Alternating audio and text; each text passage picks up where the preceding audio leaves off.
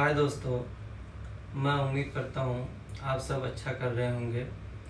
मैं आज एजुकेशन के ऊपर कुछ कहना चाहता हूँ। मैं आजकल गांव का माहौल देख रहा हूँ।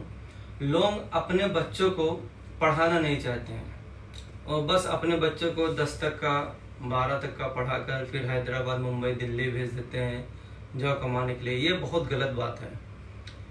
जब मैं उनके पेरेंट्स से मिलता हूँ तो बोलते हैं कि पैसे नहीं है पढ़ाने के लिए। आजकल गवर्नमेंट इतनी अच्छी फैसिलिटी देकर रखी है। अगर आपका बच्चा पढ़ने में अच्छा पढ़ना चाहता है, आप एजुकेशन लोन निकाल सकते हो, आप उनके गवर्नमेंट की तैयारी करा सकते हैं, नीट में आप बैठा सकते हैं अगर वो डॉक्टर बनना चाहता है। अगर आज हमारे गांव से अगर कोई बच्चा आईपीएस, आईएएस, डॉक्टर, इंजीनियर अगर बनता है तो और सारे बच्चों की एक उम्मीद जग जाती है। ऐसे कुछ मेरे लाइफ में भी हुआ। मैं बचपन से बहुत मस्तीखोर, थोड़ा सा मैं लड़ाई झगड़ा ज़्यादा करता था गांव में। फिर मेरे रिलेटिव मेरे अम्मी अब्बू को, मेरे बड़े भाई को कहते थे पढ़ नहीं पाएगा, लाइफ में कुछ कर नहीं पाएगा। बट मेरे बड़े भाई बोले नहीं, मेरा एक ही भाई है, मैं उसको पढ़ाऊंगा, जितना हो सकता है मैं अपनी तरफ से पूरी कोशिश करूंगा। मेरे बड़े भाई, जब मैं इंजीनियरिंग में एडमिशन लेने गया तो एडमिशन हो गया मेरा, तो मेरे अम्मी को कुछ लोग बोले कि उसके पीछे पैसे बर्बाद मत करो, वो कुछ लाइफ में नहीं कर पाएगा। बट मेरे बड़े भाई मुझसे बोले कि देखो लोग ऐसा ऐसा बोल रहे हैं, क्या करना है वो आपको मालूम है। मैं अपना पढ़ाई पर फोकस किया। मेरा फर्स्ट ईयर ऑल क्लियर आया। सेकंड ईयर मेरा चल रहा था, बड़े भाई की जॉब चली गई।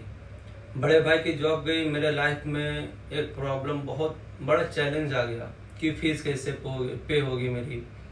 मैं उस वक्त मेरे बहन लोग पढ़ाती थी, मेरी अम्मी ने मेरे बहन लोगों को भी पढ़ाई करवाए। तो उस वक्त उन लोग मानटेसी में टीचर थे, उनके सैलरी से घर का खर्चा चलता था। बट मेरी जो फीस थी वो कुछ ज़्यादा थी, मेरे हाफ सेमेस्टर की फ़ीस नहीं पे थी। तो ऐसा हो गया कि आप घर आ जाइए। बट मैं बड़े भाई से बात किया, तो मैं अपने दोस्तों से बात किया, तो मेरे दोस्त लोग मतलब कुछ साउथ अफ्रीका में थे, कुछ दोस्त थे। मैं कभी अपने रिलेटिव से हेल्प नहीं लिया। दोस्त लोग मेरी फ़ीस पे किए, मैं कुछ फीस मेरी पेंडिंग थी। हमारा सेमेस्टर का एग्ज़ाम चल रहा था इंजीनियरिंग ड्राइंग का, मुझे आज भी याद है। मैं फ़ीस की वजह से मुझे एग्ज़ाम से बाहर कर दिया गया। फिर मैं फटाफट मैं गया, इधर उधर फ़ोन लगाया, फिर मैं पैसे मंगाया, फीस पे करके फटाफट फिर मैं एग्ज़ाम क्लासरूम में गया, मैं एग्ज़ाम दिया। उसके बाद कुछ फीस मेरी जो पेंडिंग थी, फिर हमारी एक पूजा मैम थी, उन्होंने हेल्प की और उनका वो बहुत बड़ा एहसान है। और वहाँ से मैं निकला बाहर। फिर उसके बाद पांडे सर, हमारे राजेश पांडे सर थे, वो प्रोफेसर भी थे और हमारे वार्डन भी थे। वो मुझे बहुत मोटिवेट करते थे और उन्होंने मेरी काफ़ी हेल्प की है। तो ऐसे फिर मैं यूनिवर्सिटी में कभी ट्रिप नहीं अटेंड किया।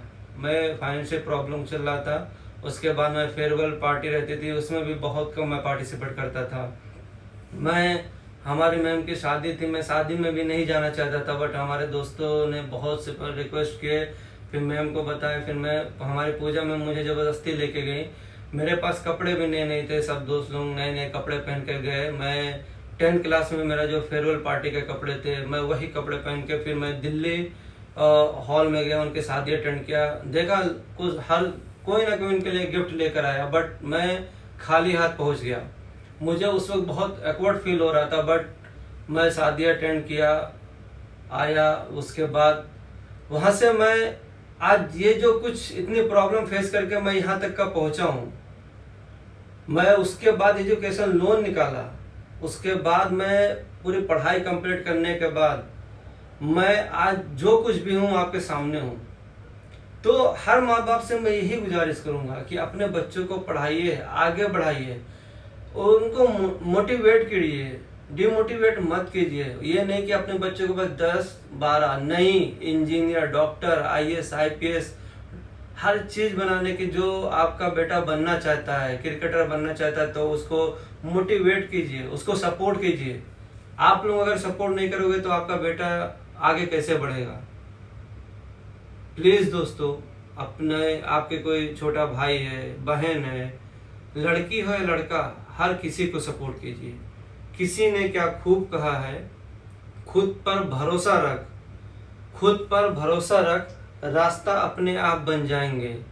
खुद पर भरोसा रख, रास्ता अपने आप बन जाएंगे। आज जो तुझे नज़रअंदाज करते हैं, आज जो तुझे नज़रअंदाज करते हैं, कल वही तेरे कामयाब होने की कहानी सुनाएंगे।